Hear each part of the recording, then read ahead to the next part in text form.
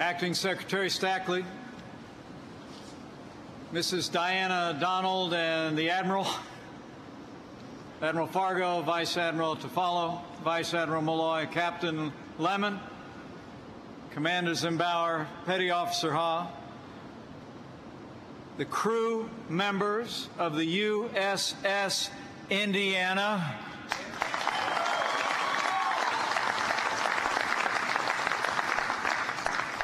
present and the past members of the crew of the USS Indiana,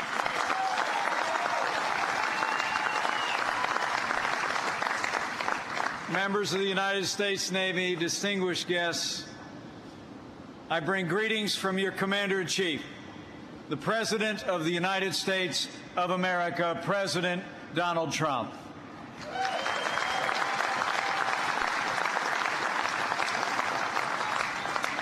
It is my great privilege, on his behalf, to join you here today for the christening of what will soon be the best-named boat in the United States Navy, the USS Indiana.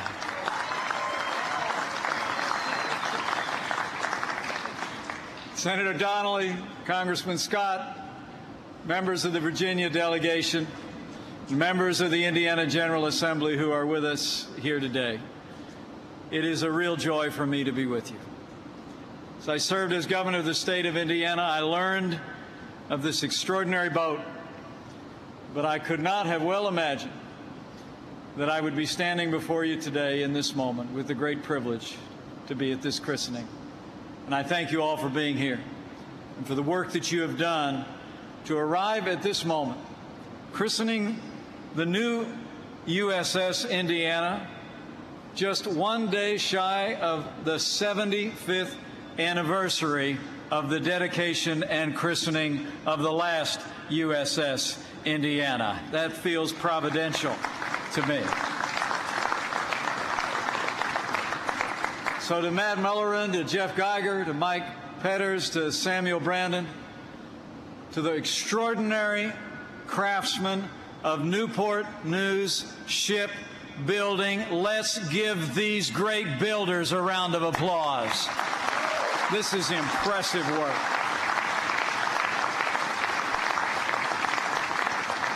You know, today marks the 100th day since President Donald Trump took his oath of office, and I took mine. And he sent me here today on this historic occasion as a sign of his deep commitment to the armed forces of the United States of America, and to his commitment to make the strongest fighting force in the world even stronger still. You know, it's the greatest privilege of my life to serve as Vice President to a president who is so dedicated to the men and women of our armed forces, to their families, to our veterans, and to the brave Americans who work tirelessly every day to support our military. And that really includes all the shipbuilders that we just applauded a few moments ago. For more than 120 years, the men and women gathered here, many of you second and third and fourth generation shipbuilders, have built from the bottom up the American fleets that have fostered security and prosperity on the high seas and between our land and distant others. Know today that you have the gratitude, all the builders gathered here, you have the gratitude of our Commander-in-Chief for your unwavering commitment to your country, your patriotism, your craftsmanship, and rest assured, President Trump will honor your commitment with historic investments in our national defense.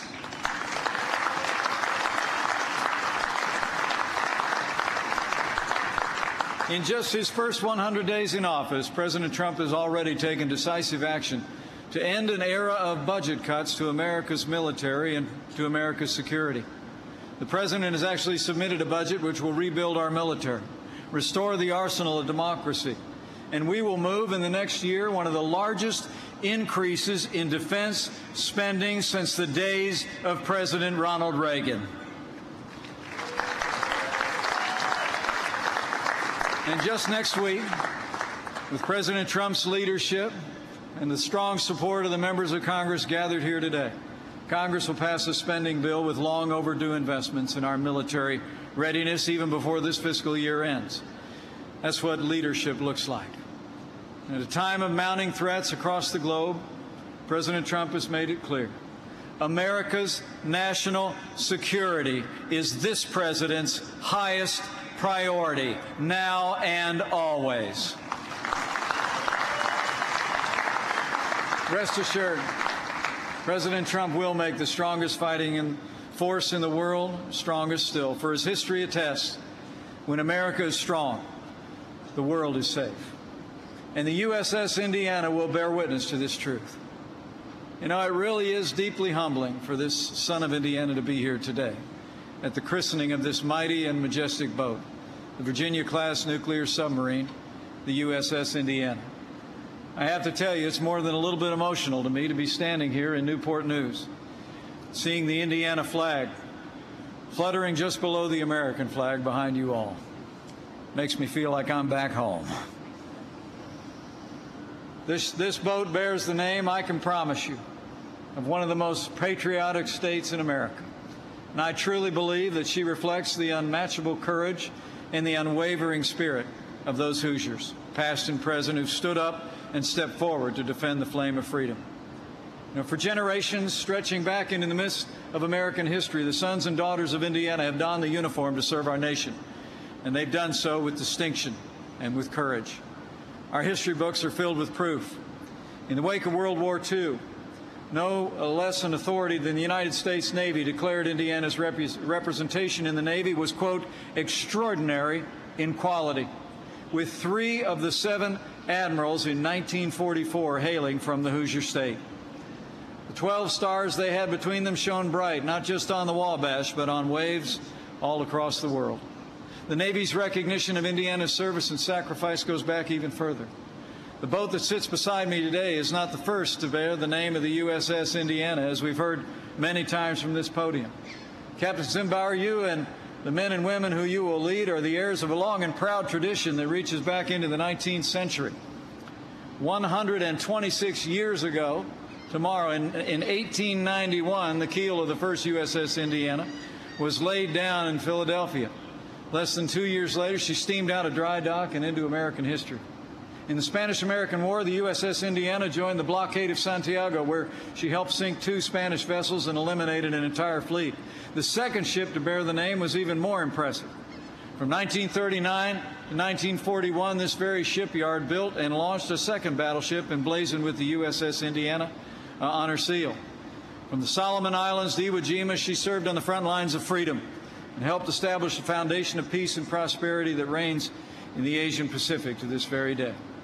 And I'm humbled to say that these 14 members of that very crew are here with us today, including, I'm told, 2 of her plank owners who were there at her commissioning, Ozen Carrier and John Wright. Would you all mind giving a standing ovation one more time to the extraordinary crew of the USS Indiana and to those 2 plank holders who are with us today?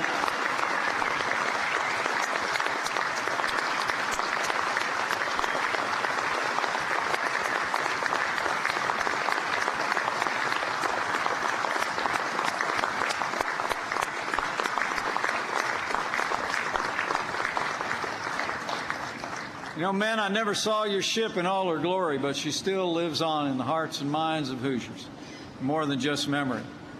I can tell you the teak planks from her main deck were actually made into a beautiful desk that every Indiana governor has sat behind since 1964, me included. It was always very humbling for me to come to work every day at the Indiana State House and rest my elbows on the deck of a battleship. Now we turn the page to another chapter in Hoosier history, and it'll be just as proud. This USS Indiana, the third to bear the name, the first submarine, is a worthy inheritor of the name and legacy of our state. And already she bears the mark of Indiana, not just in her name, but from bow to stern. More than 100 Hoosier businesses have contributed to this boat's creation in one way or another. At least 2 members of her crew and 4 of her shipbuilders hail from our great state. And so many of the volunteers for the commissioning committee call Indiana home. Would you mind giving all the Hoosiers who are here a big, big round of applause, especially those 2 on the crew?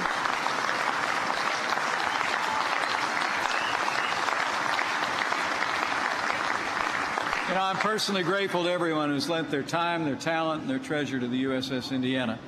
And I know that President Trump is thankful as well.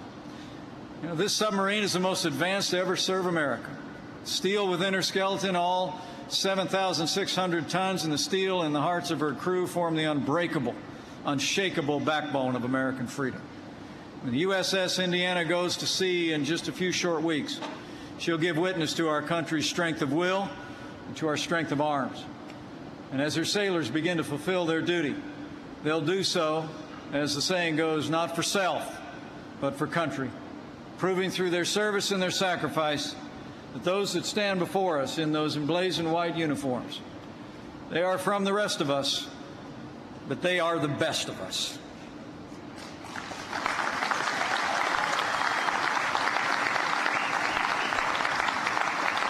We know they're ready.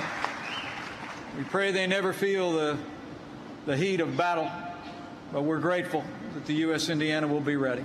We'll be there beneath the waves, the hidden chariot of the silent victors, faithfully guarding our freedom, faithfully guarding our way of life. And so on behalf of the Commander-in-Chief, President Donald Trump, we christen the USS Indiana. And today, this humbled son of Indiana is truly grateful to have the opportunity to be with you today, to see my beloved state and all of her people so aptly embodied in this extraordinary boat. From this day forward, the spirit and the service of the Hoosier State will find a home on the seven seas, in this majestic and mighty submarine, and in the proud crew who walk her decks. And only a few short months from now, when she completes her maiden voyage, the world will take note. For the USS Indiana signifies the enduring strength and leadership of the United States, a beacon of freedom in these stormy and uncertain times. Know today that under President Donald Trump, that beacon will shine bright, brighter than ever before. And with this president's leadership, the United States, I believe, is entering a new era of security, prosperity, and strength. And so I close with a word of confidence that with your help, with God's help, with the USS Indiana at sea, with the great armed forces of the United States of America and the valor and vigilance of all those who serve, that today we go forth to meet a glorious future together. May God bless and protect the USS Indiana and all who serve aboard her every day beneath our seven seas. May God bless Indiana. And may God bless the United States of America.